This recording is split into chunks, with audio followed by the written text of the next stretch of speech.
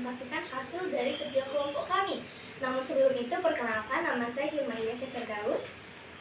Nama saya Melati Dwi Putri. Nama saya Ridho Alkat. Nama saya Ibu Febrian. Nama saya Vera Azara.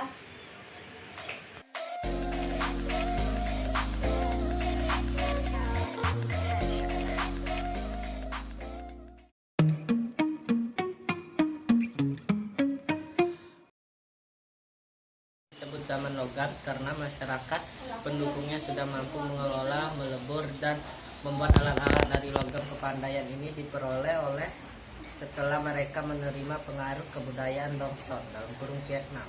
Zaman logam terdiri atas dua macam, yaitu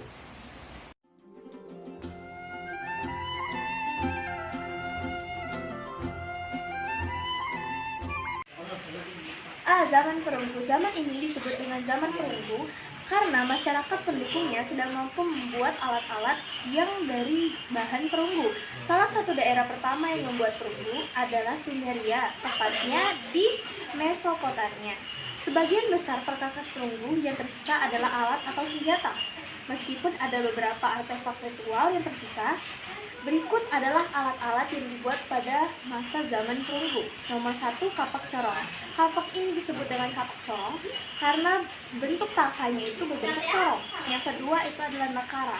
Nekara sendiri adalah genderang besar yang terbuat dari perunggu, berpinggang di bagian tengahnya dan tertutup di bagian atasnya. Nomor 3, bejana perunggu. Bejana perunggu adalah bentuk yang seperti gitar Spanyol yang tidak bertangkai. Yang keempat, arca. Umumnya berbentuk seperti orang atau binatang dalam beragam sikap.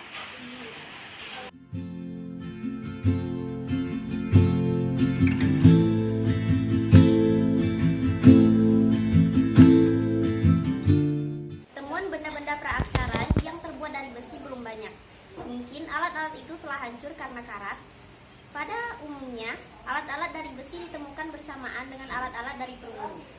Alat dari besi digunakan sebagai alat keperluan sehari-hari dan bekal kubur. Misalnya, benda-benda besi yang ditemukan dalam kubur-kubur di daerah Wonosari, Yogyakarta, dan di Besuki, Jawa Timur. Jenis alat-alat yang terbuat dari besi antara lain mata kapak, mata sabit, mata pisau, mata tembilang, mata pedang, cangkul, dan tongkat.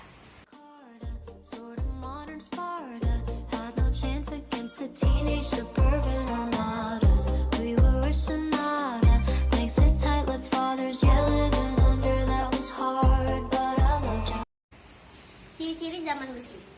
Mulai ada sistem pembagian kerja, mulai ada pemimpin dalam suatu kelompok masyarakat, kehidupan menetap, banyak kerajinan tangan yang terbuat dari besi.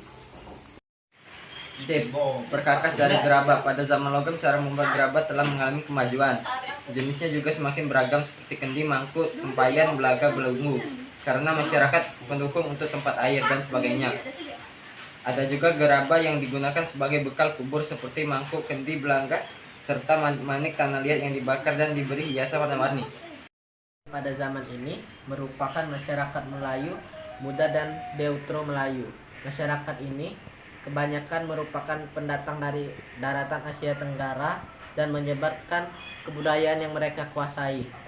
Masyarakat Deutero Melayu merupakan nenek moyang dari suku Jawa, Bali, Bugis, Madura, dan lain sebagainya. Hal ini dapat dibuktikan dengan ditemukannya rangka manusia berciri-ciri Melayu Mongoloid dan Austromelanozoid di Jawa, Sulawesi, Sumba, dan Timur. Ciri-ciri zaman logam. 1. Alat-alat yang dipergunakan untuk kegiatan sehari-hari sebagian besar terbuat dari logam. 2. Pembuatan alat atau benda-benda menggunakan dua model, yakni sistem cetakan dari batu cari perdue dan sistem model lilin belalape. 3. Pembagian kerja semakin ketat. 4. Muncul kelompok masyarakat yang terampil berdasarkan bidangnya. 5. Hidup dengan bercocok tanam, sistem persawahan. 6. Perdagangan berkembang pesat dengan sistem barter. 7. Sudah mengenal sistem kepercayaan. Baiklah, sekian presentasi dari kelompok kami. Kami akhiri.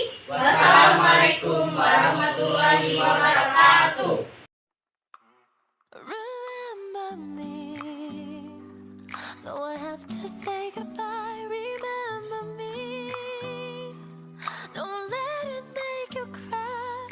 Forever if I'm far away, I'll hold you in my heart. I sing a secret song to you each night we are apart. Remember me, though I have to travel far. Remember me, each time you hear a sad guitar. Know that I am with you the only way that I can be, until you're in my arms again. Remember me,